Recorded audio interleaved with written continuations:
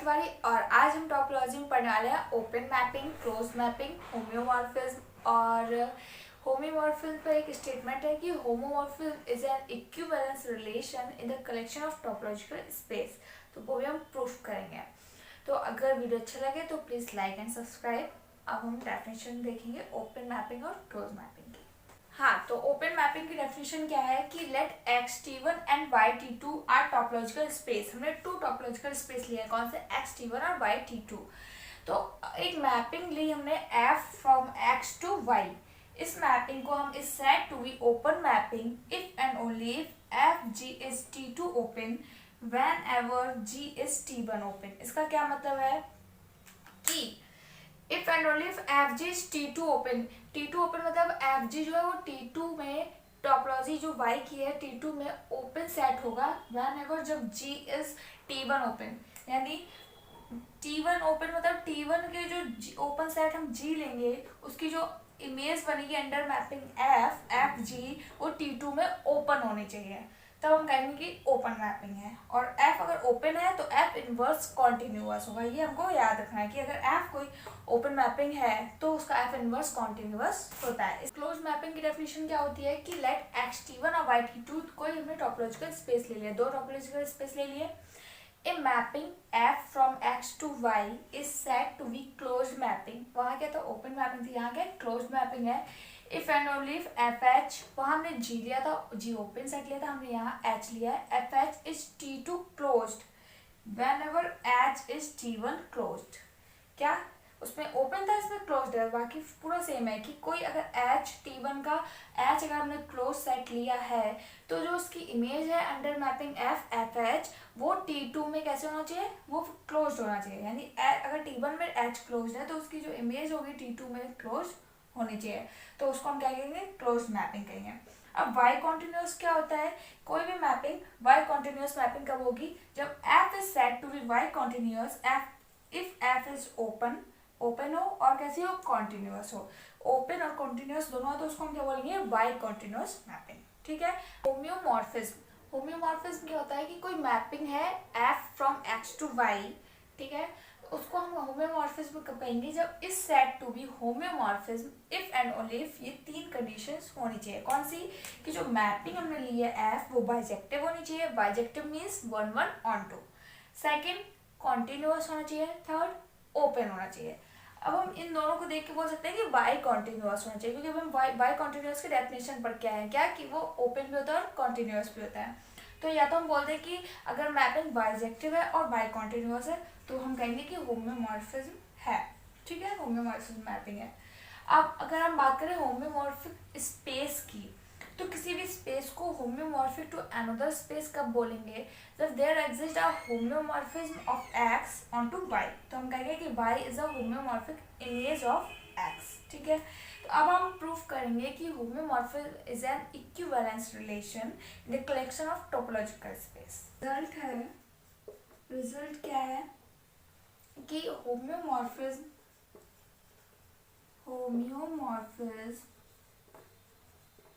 is an equivalence relation। Equivalence relation, ठीक है, in the collection of topological space. तो equivalence relation क्या होता है कि इक्विवेलेंस, हम किसी भी रिलेशन को इक्विवेलेंस रिलेशन कब बोलते हैं, जब वो रिफ्लेक्सिव होता है, सिमेट्रिक होता है और ट्रांजिटिव होता है। तो अगर हम ये तीनों प्रॉपर्टी दिखा दें कि रिफ्लेक्सिव दिखा दें मैप किसी मैपिंग को, और सिमेट्रिक दिखा दें, ट्रांजिटिव दिखा दें, तो क्या हो जाएगा कि वो इक्विवेलेंस रिलेशन हो जाएगा। तो सिंपल है, रिफ्लेक्स फर्स्ट। अब हम क्या दिखाएं, टू शो दैट कि होम्योमॉर्फिज्म इज रिफ्लेक्सिव, हमने कोई पहले हम xt को इस टॉपोलॉजिकल स्पेस ले लेते हैं। ठीक है, let xt be a topological space. ठीक है, टॉपोलॉजिकल स्पेस हमने कोई ले लिया है। फर्स्ट हम लिखेंगे कि हम to show that homeomorphism is reflexive. ठीक है, रिफ्लेक्सिव के लिए हम कर रहे हैं प्रूफ। क्या xt हमने कोई टॉपोलॉजिकल स्पेस लिया है, तो मैपिंग ले ली हमने identity map, then identity map ले लेते हैं, identity map F such that X to Y X to X लेंगे। क्यों? क्योंकि हम रिफ्लेक्सिव दिखा रहे हैं, तो हमें क्या दिखाना है कि इट सेल्फ होना चाहिए, रिलेटेड होना चाहिए। तो रिलेटेड टू इट सेल्फ होता है ना, जब हम कोई भी रिलेशन मतलब इस तरह से होता है तभी तो हम बोलते थे रिफ्लेक्सिव है। तो रिलेटेड टू इट सेल्फ होना चाहिए, तो हमने दोनों ही डोमेन और कोडोमेन के लिए एक्स लिया है। आइडेंटिटी मैप ले लिया है। डिफाइन कैसे होती है identity map? F X is equal to X. ठीक है, तो अगर हम लेट कोई जी ले लें, बिलोंग करता है टी में, तो जो एफ इनवर्स जी होगा वो क्या होगा? जी ही तो होगा, क्योंकि आइडेंटिटी मैप है। तो इससे क्या इंप्लाइज होता है कि F inverse is also an identity map, is also an identity map. ठीक है, अब देखना आइडेंटिटी मैप बाइजेक्टिव है। कैसा है? बाइजेक्टिव है प्लस कॉन्टिन्यूअस भी है। तो एफ इनवर्स भी आइडेंटिटी है, तो एफ इनवर्स भी कॉन्टिन्यूअस हो गया। implies f inverse is also continuous। ठीक है, कुछ नहीं, हमने बिल्कुल सिंपल किया है कि आइडेंटिटी मैप ले लिए जो डिफाइन है F X is equal to X. तो इससे इंप्लाई करता है कि एफ इनवर्स भी आइडेंटिटी मैप है और एफ इनवर्स भी कॉन्टिन्यूअस है। Hence F is होम्योमॉर्फिज्म।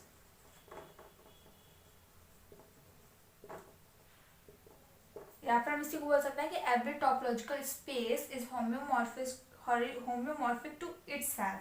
और इटसेल्फ है यानी ये रिफ्लेक्सिव हो गया। तो क्या बोल सकते हैं कि अब हम क्या बोल सकते हैं? होम्योमॉर्फिज्म इज रिफ्लेक्सिव। ठीक है,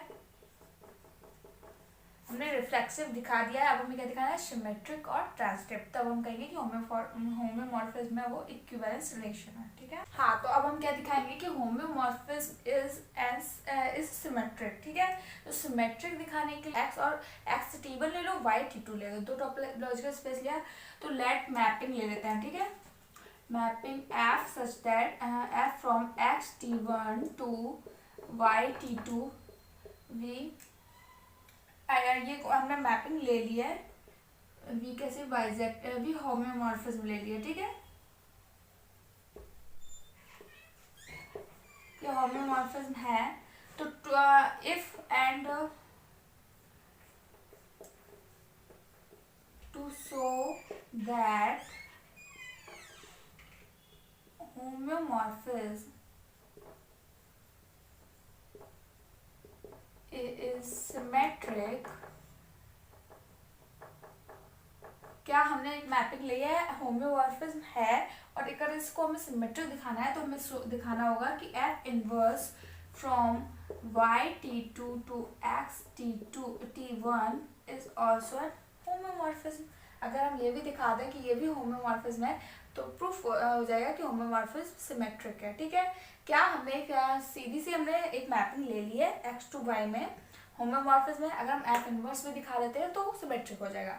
अब देखो एफ होम्योमॉर्फिज्म है, इसका मतलब क्या हुआ कि F is bijective, right? Bijective है। और होम्योमॉर्फिज्म में एक और कंडीशन होती है कि एफ और एफ इनवर्स कैसे होना चाहिए? कॉन्टिन्यूअस होना चाहिए। ठीक है, तो एफ वन बाइजेक्टिव है ही और एफ इनवर्स कॉन्टिन्यूअस भी है। इससे ये इंप्लाई करता है कि एफ इनवर्स इज ऑल्सो होम्योमॉर्फिज्म। कुछ स्पेशल नहीं करना है, जो रिजल्ट है बस वही होम्योमॉर्फिज्म की डेफिनेशन याद रखनी है और रख देना है। तो एफ इनवर्स भी होम्योमॉर्फिज्म हो गया, एफ हम लेके चले थे होम्योमॉर्फिज्म में, एफ इनवर्स भी होम्योमॉर्फिज्म हो गया, यानी कि होम्योमॉर्फिज्म इज सिमेट्रिक। अब हमें क्या दिखाना है? ट्रांजिटिव। ट्रांजिटिव में हाँ, तो थर्ड है कि to show that homeomorphism is transitive. अब हमें ट्रांजिटिव दिखाना है, रिफ्लेक्सिव दिखा चुके, सिमेट्रिक दिखा चुके, ट्रांजिटिव। ट्रांजिटिव के लिए क्या कि एक्स को वाई के आइसोमॉर्फिक लेना है, वाई को जेड के, और हमें दिखाना है कि एक्स जेड के आइसोमॉर्फिक है। तो हम यहाँ पे दो मैपिंग ले लेते हैं। Let F from X T one to Y T two, ठीक है, and G from Y T two to Z T three. हमने ये मैपिंग ले ली है दो। अगर नाउ वी शो दैट अगर हम दिखा दें कि G of F mapping from X T one to Z T three, अगर हमने इन दोनों को कैसा लिया है? होम्योमॉर्फिज्म। ठीक है, होम्योमॉर्फिज्म हमने मैपिंग ली है कि ये मैपिंग होम्योमॉर्फिज्म है, और अगर हम ये दिखा देते हैं कि ये मैपिंग होम्योमॉर्फिज्म है तो हम कंक्लूड कर देंगे कि होम्योमॉर्फिज्म इज ट्रांजिटिव। तो देखो एफ होम्योमॉर्फिज्म है यानी एफ 1 1 है, जी होम्योमॉर्फिज्म है यानी जी 1 1 है। इससे क्या इम्प्लाइज होता है कि जी ऑफ एफ भी कैसा होगा 1 1 यानी बाइजेक्टिव होगा। ठीक है, सेकेंड 1 1 होगा, सेकेंड क्या हो जाएगा कि कॉन्टिन्यूअस होंगे। ठीक है,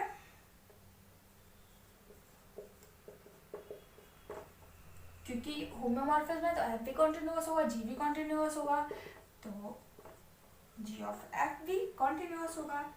सी जी ऑफ एफ का इनवर्स इज इक्वल टू होगा F inverse of ji inverse.